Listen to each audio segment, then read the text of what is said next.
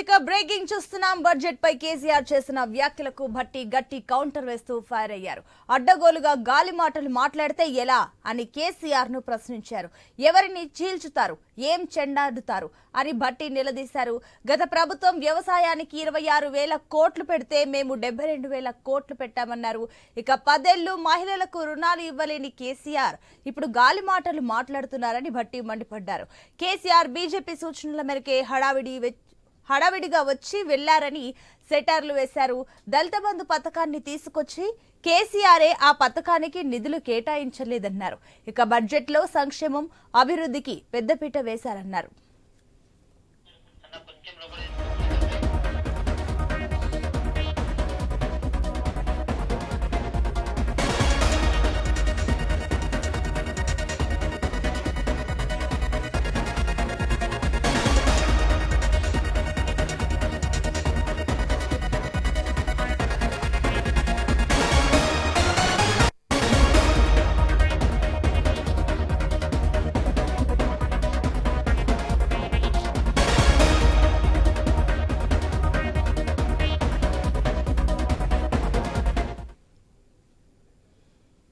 ఇక బడ్జెట్ పై కేసీఆర్ చేసిన వ్యాఖ్యలకు భట్టి గట్టి కౌంటర్ వేస్తూ ఫైర్ అయ్యారు.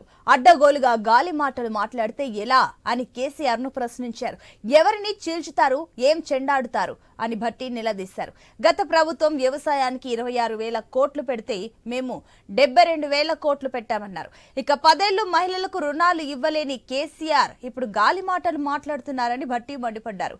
కేసీఆర్ బీజేపీ సూచనల మేరకే హడావిడి వచ్చి వెళ్లారని సెటార్లు వేశారు. ఇక దళిత బంధు పథకాన్ని తీసుకువచ్చిన కేసీఆరే ఆ పథకానికి నిధులు కేటాయించలేదన్నారు.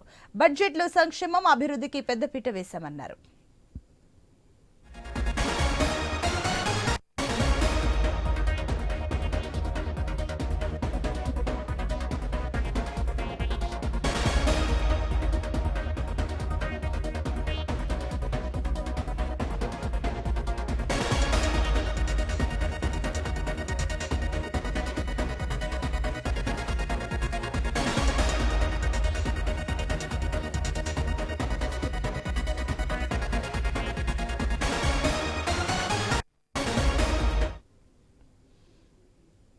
ఇక బడ్జెట్ పై కేసీఆర్ చేసిన వ్యాఖ్యలకు భట్టి గట్టి కౌంటర్ వేస్తూ ఫైర్ అయ్యారు. అడ్డగోలుగా గాలి మాటలు మాట్లాడితే ఎలా అని కేసీఆర్ ను ప్రశ్నించారు. ఎవరిని చీల్చుతారు, ఏం చెండాడుతారు అని భట్టి నిలదీశారు. గత ప్రభుత్వం వ్యవసాయానికి 26,000 కోట్లు పెడితే మేము మాత్రం 72,000 కోట్లు పెట్టామన్నారు. ఇక 10 ఏళ్లు మహిళలకు రుణాలు ఇవ్వలేని కేసీఆర్ ఇప్పుడు గాలి మాటలు మాట్లాడుతున్నారని భట్టి మండిపడ్డారు. కేసీఆర్ బీజేపీ సూచనల మేరకే హడావిడిగా వచ్చి వెళ్లారని సెటార్లు వేశారు. దళిత బంధు పథకాన్ని తీసుకువచ్చిన కేసీఆరే ఆ పథకానికి నిధులు కేటాయించలేదన్నారు. ఇక బడ్జెట్ లో సంక్షేమం, అభివృద్ధికి పెద్దపీట వేశామన్నారు. దీనికి సంబంధించి మరిన్ని డీటెయిల్స్ మా స్పెషల్ కరెస్పాండెంట్ సునీల్ అందిస్తారు. ఎస్ సునీల్. బడ్జెట్ సమావేశం తర్వాత డిప్యూటీ సీఎం బట్టి విక్రమార్క మీడియాతో ఇచ్చగా మాట్లాడారు. దీంతో పలు అంశాలను ఆయన ప్రస్తావించారు. సమావేశాలకు ఈ రోజు కేసీఆర్ రావడంపై కూడా ఆయన కౌంటర్ వేశారని చెప్పేసి చెప్పుకోవాలి. ఈ సమావేశాలకు కేసీఆర్ హడావుడిగా వచ్చారు, వెళ్లి మీడియా పాయింట్ లో ఇష్టంన్నట్టుగా మాట్లాడారు అని చెప్పేసి కూడా ఆయన ప్రస్తావించారు. ఇక బీజేపీ అగ్రనేతల సూచన మేరకే ఆయన కేసీఆర్ ఈ రోజు అసెంబ్లీ సమావేశాలకు హాజరై బడ్జెట్ పై విమర్శలు చేసి వెళ్లిపోయారని చెప్పేసి కూడా వ్యాఖ్యానించారు.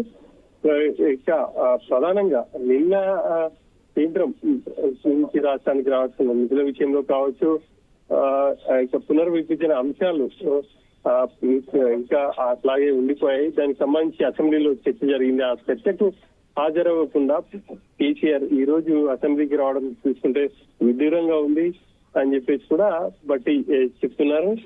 ఇక ఈ రోజు బడ్జెట్ సంబంధించి కూడా తాము అన్ని వర్గాలను దృష్టిలో ఉంచుకొని బడ్జెట్ ని ప్రవేశపెట్టాం. ప్రధానంగా వ్యవసాయ రంగానికి అత్యధిక నిధులు కేటాయించామని చెప్పేసి కూడా చెప్తున్నారు.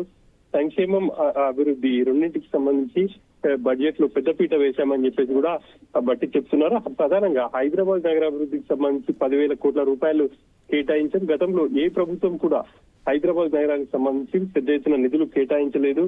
తాము మాత్రం హైదరాబాద్ అభివృద్ధి కోసం నిధులు కేటాయించామని చెప్పేసి చెప్తున్నారు. స్కిల్ యూనివర్సిటీ ఏర్పాటు కూడా త్వరలో ఉండబోతోంది. దానికి సంబంధించి కూడా నిధులు కేటాయించాము. ఇక ప్రధానంగా మరొక అంశాన్ని కూడా ఆయన ప్రస్తావించారు. అంగన్వాడీలను ప్రీ స్కూల్ గా మార్చాలని చెప్పేసి ప్రభుత్వం నిర్ణయం తీసుకుంది. ఆ మేరకు నిధులు కేటాయించాము.